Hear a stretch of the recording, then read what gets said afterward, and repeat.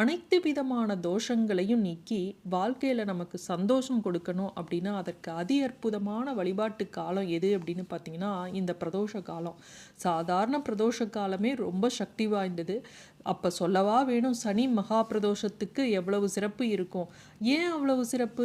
சிவபெருமான் ஆலகால விஷத்தை உண்டு தேவர்களை காத்து அருள் செய்து ஆனந்த நடனம் ஆடிய வேலையை தான் பிரதோஷ காலம்னு சொல்லுவாங்க. நந்தியோட கொம்புகளுக்கு இடையில நம்ம சிவபெருமான தரிசனம் செஞ்சோம் அந்த நாளில் அப்படின்னா நமக்கு வேண்டுனது நடக்கும் அப்படின்னு சொல்லுவாங்க.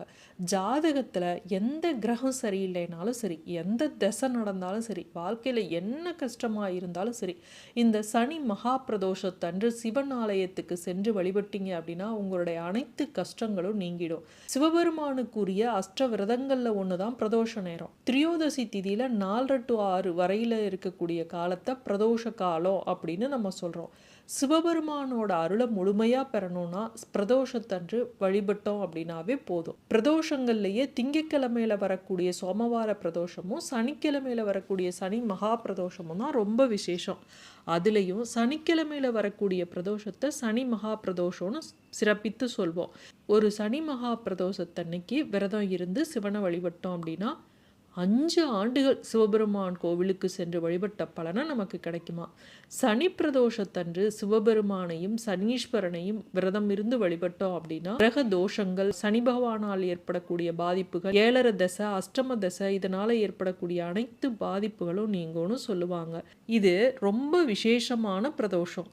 இந்த பிரதோஷத்தன்று அதிகாலையில் எழுந்து நீராடி நெற்றியில திருநீர் பூசி சிவநாமங்களை உச்சரித்தபடி இருக்கணும். பகல் முழுவதும் தண்ணி மட்டும் குடிச்சிட்டு விரதம் இருக்கணும். முழுசாக உபவாசம் இருக்க முடியல அப்படின்னா பால் பழம் இதை மட்டும் சாப்பிட்டுட்டு விரதம் இருக்கலாம்.